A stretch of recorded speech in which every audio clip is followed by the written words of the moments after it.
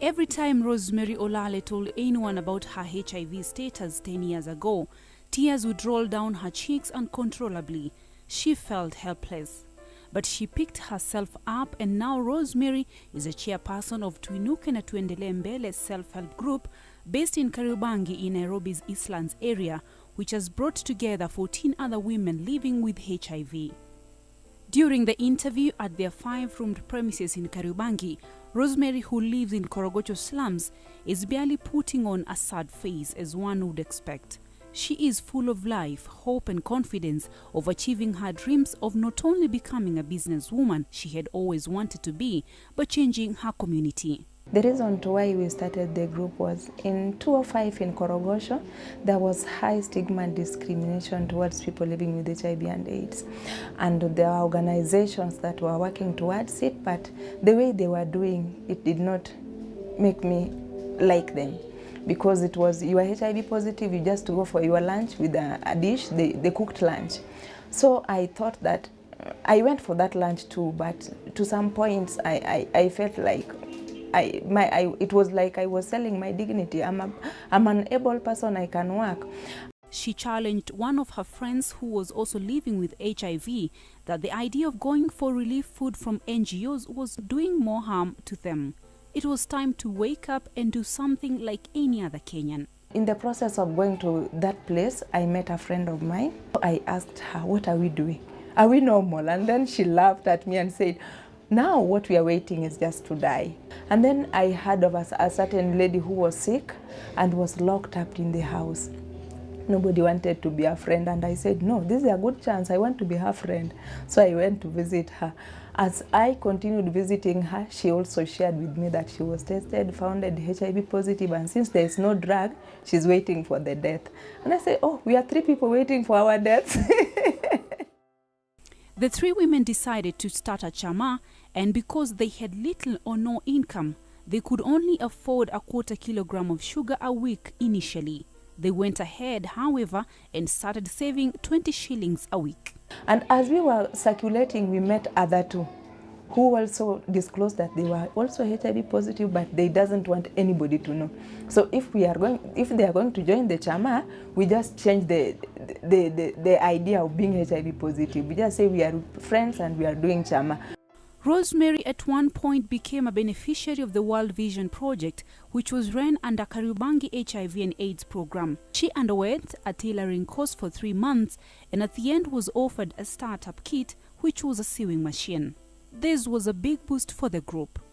The group was once sponsored by a well-wisher and managed to showcase their products at one trade fair at the Kenyatta International Conference Center in Nairobi. They sold everything, and she came back with 15,000 shillings.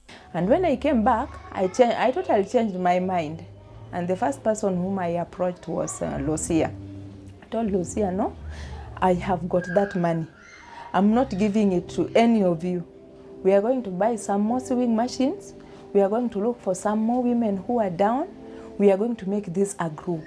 She trained the rest, and their tailoring business picked up so well, despite being done in her small house, which she also shared with her family. However, in 2009, Rosemary contracted TB. I knew that, oh, my end has come. So it was just telling my friends, because by that time I had 3 kids. It was just like giving one. I told Lucy, you can take Sarah, Pamela, you take Samuel, and then the other one to take Raphael. And then when they came to my house, they used to cry a lot, because when I had TB, I refused to take my drugs. According to my church also, we don't just open up to drugs. So they were crying and then telling me, Rosemary, if you are the one going down, we know all of us are going to die. They used to force me. They even told me, we will beat you if you don't take your drugs. So I took my drugs. After 2 months, I was okay. I was back. I could work. I could show them how to tailor. And then by that time, when I came back, I told them, now whatever I'm going to show you, you know that this is my last chance of living. Take it as if there is nothing tomorrow.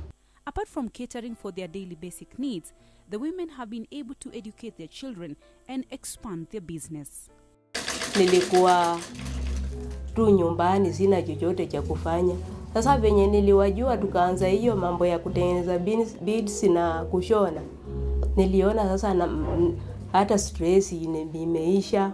Tukikaa pamoja tunaongea, mnacheka, unasahau kila kitu kama uko na shida huko nyuma. Now we have forgotten that we are HIV positive. That is the first thing we've forgotten. We have now focused on how to support somebody from nothing to reach where we are. The business is doing well because I cannot be sent out of my house because of the rent, the little that I'm earning. One of the other major activities that the group is now involved in is nurturing young mothers who have no income. Linda Anyango is already a mother of one at the age of 19. She dropped out of school after getting pregnant. She is among 400 teenage moms from Korogocho slums who have benefited from the group. Before ni enjoy group, nilikuwa tuko kwa estate, nilikuwa nakaa tu chini kwa mlango. Saa ndio ticharoza kaniona tu vile nimekaa kwa mlango, hakuna pale naweza pata hata kapesa ya maziwa ya mtoto. Ndio akaniambia ati unaweza join kwa kushona, unaweza jifundisha kushona. Nikakubalia, pia mimi nilikuwa na furaha moyoni mwangu, badala kushinda kwa mlango, heri nikuje huku kujifundisha kushona. The group's dream is to venture into property market. I would like our group to own their premises. Like, we don't pay rent, we don't bother anybody with the rent. It only calls for one person to dream like Rosemary, share with others and influence their lives. The women are not just focusing on growing themselves, but also how far they will impact other people's lives, especially in Korogocho slums. The sky is your limit. HIV we are even lucky. There are many women suffering from a lot of diseases outside here. But with us, it was just a favor from God.